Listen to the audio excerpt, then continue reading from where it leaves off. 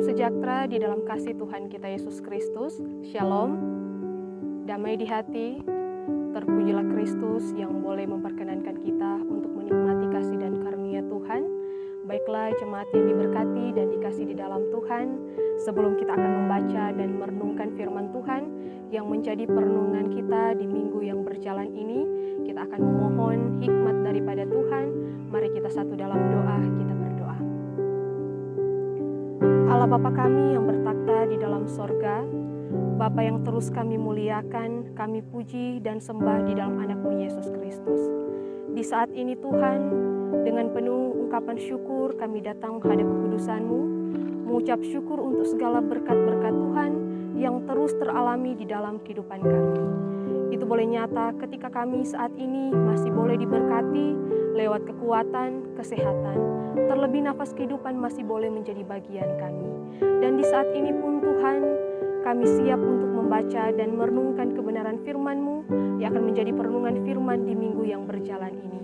Bila kiranya Engkau berikan kami hikmat di dalam kami memahami kebenaran firman-Mu, agar ketika kami membaca dan merenungkan kebenaran firman, itu boleh kami mengerti, boleh kami pahami, sehingga firman-Mu akan terus menjadi pedoman bagi kami di dalam kami menjalankan setiap tugas dan tanggung jawab kami.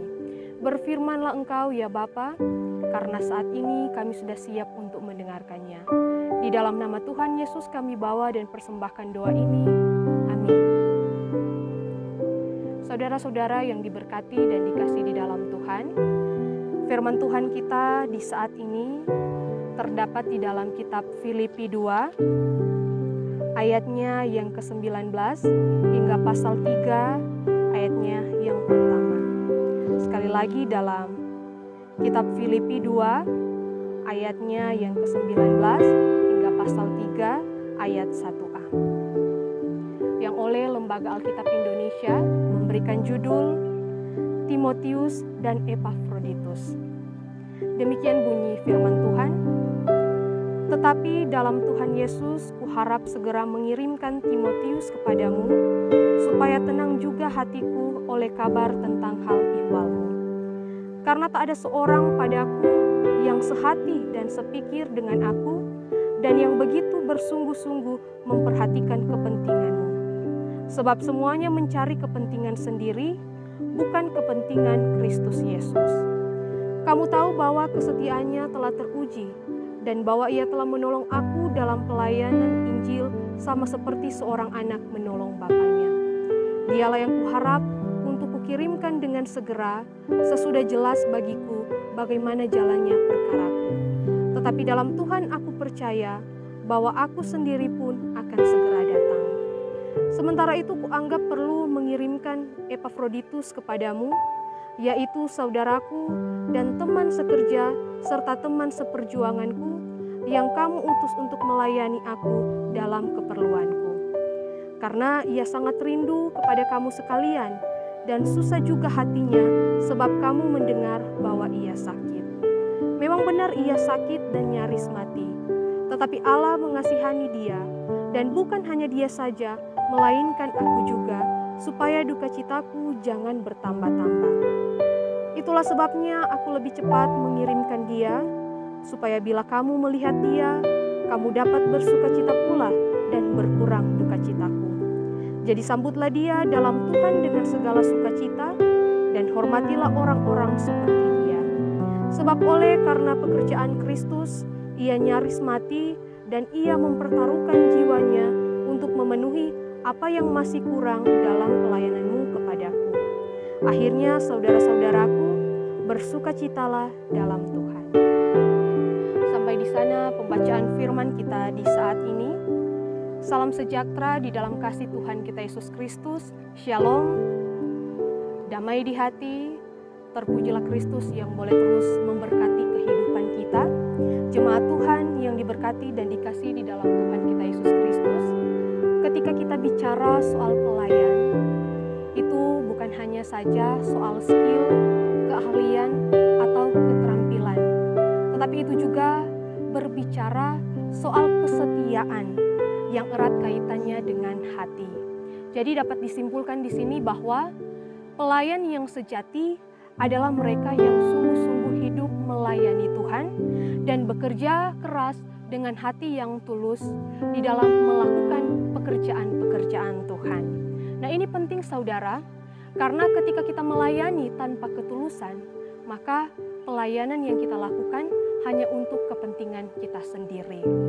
Nah, saudara-saudara yang diberkati dan dikasihi di dalam Tuhan kita Yesus Kristus, kita sebagai orang Kristen, kita diajarkan untuk saling memperhatikan satu dengan yang lain. Karena ini merupakan wujud kasih Tuhan terhadap kita. Dan dalam hal ini pula yang dilakukan oleh Rasul Paulus ketika dia mengadakan pelayanan atau ketika dia bekerja di ladangnya Tuhan.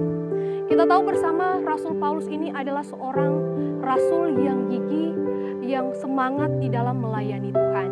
Ia rela menderita, ia rela disiksa, ia rela diperlakukan tidak adil, bahkan ia rela harus dimasukkan ke dalam penjara. Dan kalau mungkin kita diperhadapkan dengan situasi yang sulit seperti demikian, pasti orang akan mundur, pasti orang akan menyerah. Nah, sebagai manusia biasa, jika kita jatuh dalam penderitaan sama seperti yang dialami oleh Rasul Paulus, maka pertama yang mungkin orang pikirkan adalah orang kepentingan, orang diri sendiri. Bahkan mungkin orang berharap bahwa orang-orang yang ada di sekitar kita mementingkan diri kita. Nah, hal yang berbeda dan begitu menggugah dapat kita saksikan dalam kehidupan Rasul Paulus. Karena walaupun dia ada dalam penjara, yang waktu itu dipenjarakan di Roma, dia begitu mementingkan kepentingan jemaat, dia begitu mementingkan kepentingan orang banyak, dia tidak mementingkan dirinya sendiri. Menurut Paulus, kebenaran firman Tuhan harus terus disampaikan, tidak boleh berhenti sampai di situ saja. Oleh karena itu, dalam pembacaan firman Tuhan kita di saat ini, kita melihat Rasul Paulus yang mau mengirim Timotius dan Epafroditus kepada jemaat di Filipi. Rasul Paulus mau hendak mengirim Timotius tetapi juga Epafroditus agar mereka melanjutkan pelayanan yang dilakukan oleh Rasul Paulus. Timotius, orang ketahui dia adalah anak rohani dari Rasul Paulus. Kesetiaannya telah teruji. Bahkan ketika dia melayani bersama dengan Paulus, dia terus membantu Paulus sama seperti seorang anak menolong ayahnya. Oleh karena itu, inilah yang memotivasi Rasul Paulus, inilah yang Rasul Paulus pikirkan bahwa dia ingin mengirimkan Timotius untuk membantu pelayanannya. Sedangkan Epafroditus ini ialah seorang utusan dari jemaat Filipi yang pada saat itu jemaat Filipi mengutus Epafroditus untuk membantu pelayanan dari Rasul Paulus yang saat itu tengah berada dalam penjara. Jadi Epafroditus ini dikirim oleh jemaat Filipi untuk membantu segala keperluan dari Rasul Paulus ketika dia ada di penjara di Roma. Dan hal inilah mengapa Rasul Paulus juga mengirim Epafroditus, karena dalam pelayanannya dia terus melayani dengan penuh semangat. Dia terus memberikan yang terbaik untuk Tuhan. Dia tidak mementingkan dirinya sendiri, tetapi yang dia pentingkan adalah pelayanan demi Yesus Kristus. Dan hal inilah mengapa Rasul Paulus mengirimkan kedua orang ini untuk membantu dia dalam pelayanan yang ada. Nah, saudara-saudara yang diberkati dan dikasihi di dalam Tuhan, dari pembacaan firman Tuhan ini kita belajar bahwa ketika kita melayani Tuhan, mari kita melayani dengan sungguh-sungguh. Jangan orang melayani dengan setengah hati atau pelayanan yang kita lakukan hanya untuk mementingkan kepentingan kita sendiri, atau pelayanan yang kita lakukan hanya untuk mencari nama saja, hanya untuk supaya kita disanjung oleh banyak orang. Ketika kita melayani seperti demikian, maka sia-sialah pelayanan yang kita lakukan. Tetapi ketika kita melayani seperti halnya Rasul Paulus, Timotius, dan juga Epafroditus, maka pelayanan kita pasti akan berkenan di hadapan Tuhan. Ketika kita melayani Tuhan, mari kita minta hikmat daripada Tuhan. Karena memang melayani Tuhan bukanlah perkara yang mudah. Kita semua pasti akan diperhadapkan dengan tantangan, rintangan, bahkan masalah-masalah yang ada. Tetapi ketika kita selalu mengandalkan Tuhan, ketika kita selalu memohon hikmat daripada Tuhan, maka kita pasti akan terus dikuatkan oleh Tuhan. Kita pasti akan bisa menjalankan, melewatkan setiap proses demi proses yang Tuhan mau untuk kita kerjakan dalam kehidupan kita setiap orang. Dan biarlah kiranya firman Tuhan kita di saat ini akan terus memotivasi kita selaku orang percaya percaya, agar kiranya ketika kita melayani Tuhan, kita lakukan semuanya itu dengan ketulusan, kita lakukan semuanya itu dengan sungguh-sungguh, agar ketika kita melakukannya, semuanya diperhitungkan oleh Tuhan. Kita pasti akan mengalami berkat-berkat Tuhan yang sungguh luar biasa.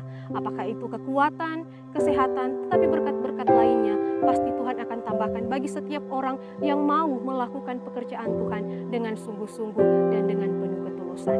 Kiranya firman Tuhan di sore hari ini akan terus menguatkan kita. Terpujilah firman Tuhan. Amin.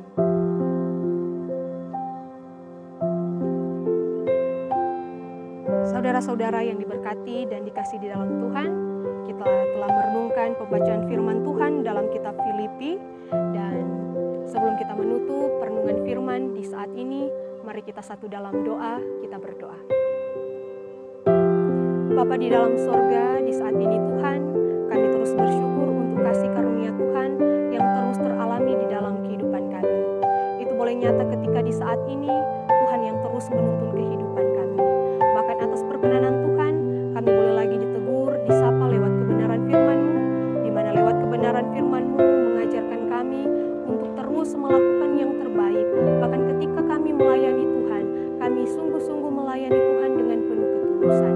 Dan biar kiranya kerja pelayanan yang kami akan lakukan, kiranya semuanya itu hanya untuk hormat dan kemuliaan nama Tuhan saja. Dan biar kiranya Tuhan yang terus dipermuliakan di dalam pelayanan yang kami lakukan. Bapa kami di dalam sorga, diberkatilah terus jemaat-Mu yang boleh mendengarkan perenungan firman di saat ini.